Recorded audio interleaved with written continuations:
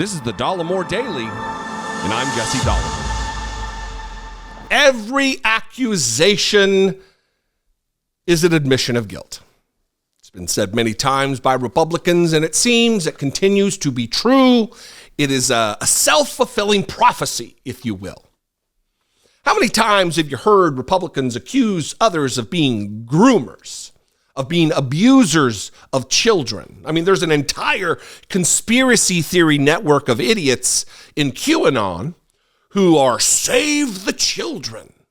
Yet the individuals that they support, that they claim where we go one, we go all, to support are conservatives, are Republicans who are in the midst of abusing and targeting and victimizing in a predacious way children. Ali Alexander, listen, he doesn't get any more MAGA than the man who was the tip of the spear in organizing the Stop the Steal and what became the insurrection against the United States government. The attempt to overthrow the United States government because an election didn't go their way. So they attempted to overturn a free and fair and settled American election in which Joe Biden got 7 million plus more votes than the loser, Donald Trump. Ali Alexander. And now we're seeing the carnage of conservatives turning against him. It's the same deal that we see with the Matt Schlapps of the world and the dozens and dozens and dozens and dozens of other Republicans who are the ones who are actually victimizing children. I'm going to read a little bit, maybe too much, from this Daily Beast article, which is very long, very detailed, and I would suggest you go read the entire thing. They account multiple instances of Ali Alexander. Ali Akbar is his full real name before he changed it. And they go through multiple instances of him attempting to victimize and get nude photos of teenage boys. And by teenage, I don't mean 18, I mean 15. Yet Democrats are the groomers. The trans people are the danger.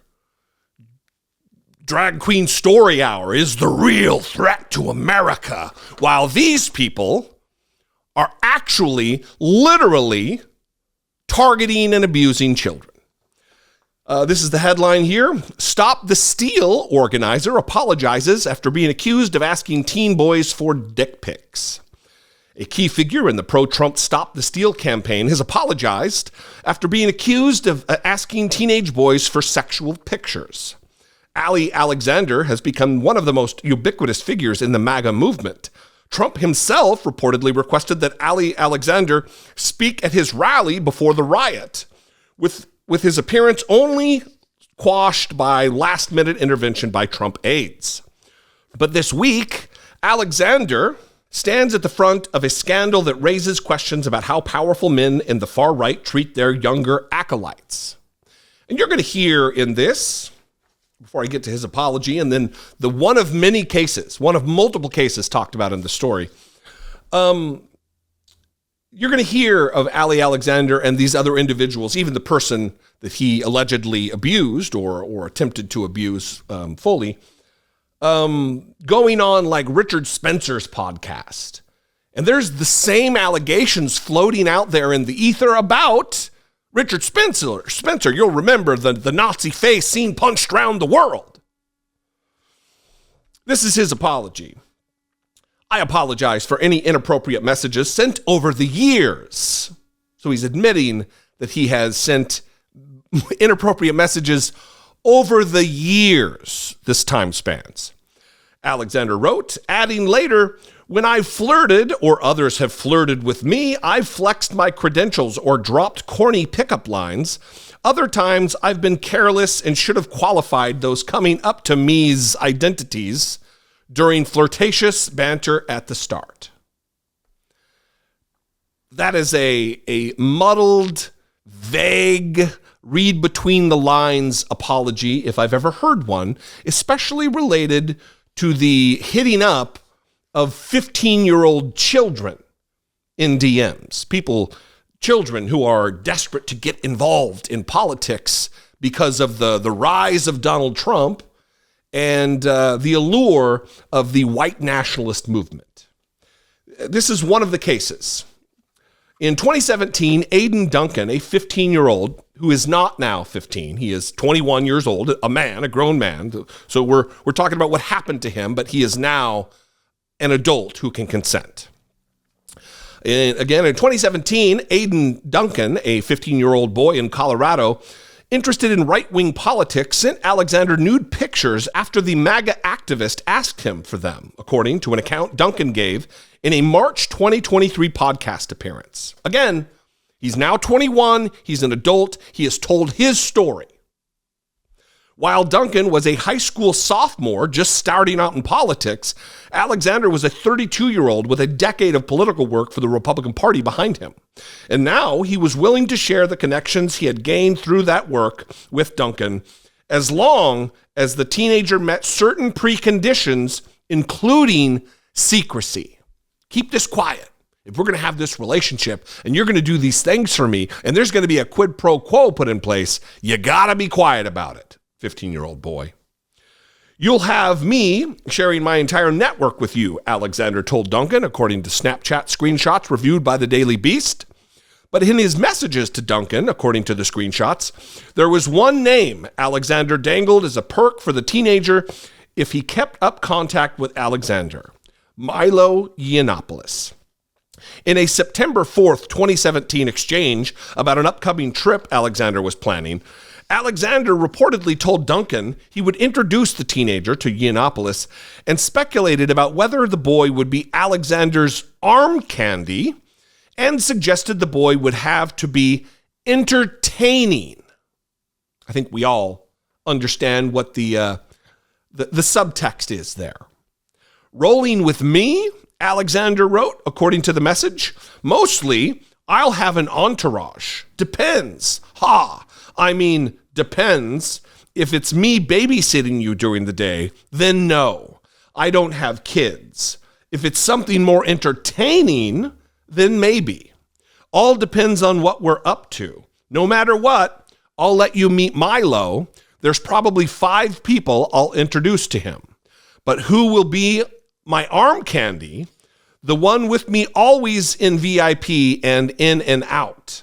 Well, that is to be determined by the boy who plays his cards the most correct. The boy who plays his cards most correct. Again, from a seminal, powerful, influential, connected Republican.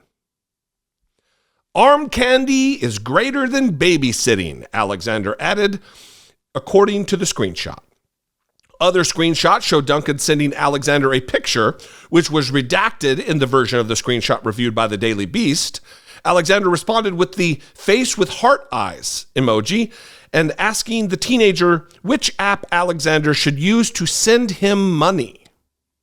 An undated series of screenshots purport to show Alexander laying out rules for his contact with the teenager, many of them stressing secrecy and a sort of quid pro quo relationship between sexual availability and career opportunities. This is the definition. This is an explanation of grooming, which they accuse everyone else of doing. Everything, this is a quote, is secret and private, one rule read. We're family. Another said that Duncan was allowed to say no, but that Alexander might deprive him of something unspecified in return. Boundaries are cool, the message reads. Allowed to say no, however, the less you deprive me of, the less I deprive you of. I'm a big sharing person, unless it's not even. This is a man who's been photographed with Donald Trump on numerous occasions. This is a man who has been close to Marjorie Taylor Greene and the lil Nazi puke, Nick Fuentes. Finally, according to the messages, Alexander asked Duncan to be mindful of each other's reputation. In an appearance last month on the podcast hosted by white supremacist Richard Spencer, again, the Nazi face seen punched around the world, Duncan claimed that Alexander wanted him to fly to Texas and be his intern, assuring the teenager that the boy could just lie to his parents and say he was going to a swim meet. But Alexander had grown frustrated by May 2019, claiming that the still underage Duncan wouldn't send him good jack-off material, according to the screenshots. But Democrats are the groomers. Liberals are the threat.